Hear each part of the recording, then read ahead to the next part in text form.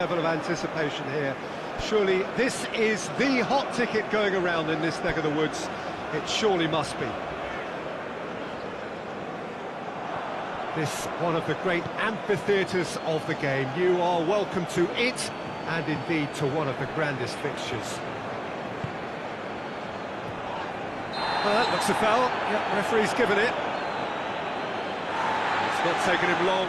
The 2026 FIFA World Cup has barely kicked off, and already we have one of the most intriguing storylines of the group stage, a small footballing nation, written off by virtually every pundit on the planet, stepping onto the grandest stage to face one of Europe's most consistent sides. Qatar versus Switzerland, the Maroons versus the Red Crosses, David versus Goliath. But here's the question the football world is debating today. Can Qatar actually pull off the unthinkable? The underdog tag is earned, but not the full story. Let's be honest about the scale of the challenge facing Qatar. Qatar lacks real quality across the roster and has just one player who plays abroad in their entire squad, making them massive underdogs heading into this Group B opener. That statistic alone tells you almost everything you need to know about the gap in elite-level exposure between these two nations.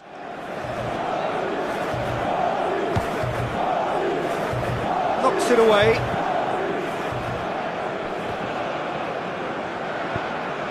Gets up to head it! Keeper's done ever so well.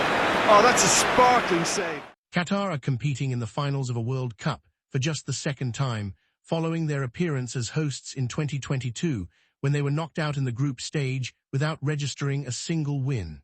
The scars of that tournament, playing in front of their own fans and still failing to advance, have not faded. The pressure to prove that 2022 was an anomaly, not a ceiling, is immense.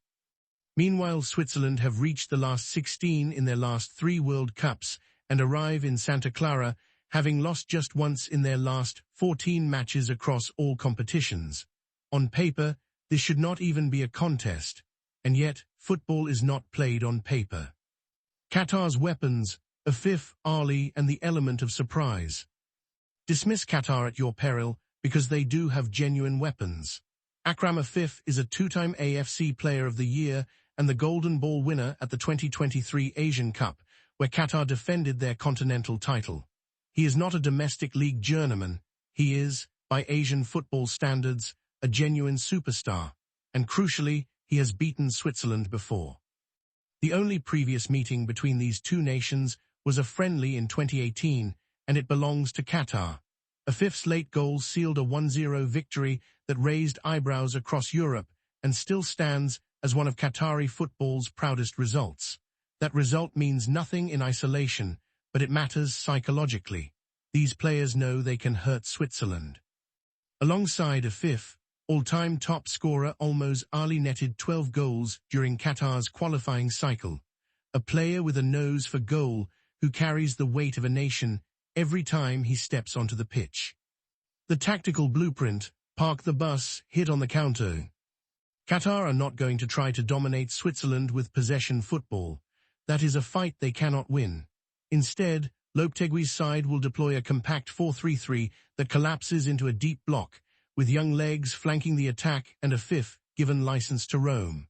Qatar will concede possession, protect the box, and look to exploit set pieces and counters. It is a conservative but intelligent approach, and one that has worked before at this level. Low block defending, disciplined shape, and one moment of brilliance on the break. That is Qatar's formula. Lopetegui himself went unbeaten in 20 matches as Spain manager, won the Europa League with Sevilla in 2020, and brings an organized, possession-aware structure that Qatar severely lacked in 2022. His presence on the touchline genuinely elevates this Qatar side beyond what the raw squad statistics suggest. Why Switzerland should still win? During World Cup qualifying, Switzerland permitted the second fewest goals per match of any UEFA team, the third fewest expected goals conceded, and tallied among the most clean sheets. They are defensively organized, physically dominant, and technically superior in almost every position. Granit Xhaka leads from midfield alongside Remo Freuler, while young stars like Dan Endoy and Johan Manzambai, who was integral to Freiburg's run to the UEFA Europa League final, provide creativity and pace in attack. This is a squad packed with players performing at the highest level of European club football week in, week out. Qatar, by contrast, scored just 1 goal in their last 5 matches heading into this tournament, and their lack of clinical finishing is a massive concern for Lopetegui. You can set up defensively well, but if you cannot put the ball in the net when the chance arrives, upsets remain just a fantasy. The case for the upset. World Cups are built on upsets. Cameroon beating Argentina in 1990, Senegal stunning France in 2002, Saudi Arabia defeating Argentina in 2022. Every tournament produces at least one result that defies all logic and sends the football world into meltdown. Qatar are back-to-back Asian Cup champions and have repeatedly shown they can deliver results even when the odds are stacked against them. This is not a nation stumbling into a World Cup by accident.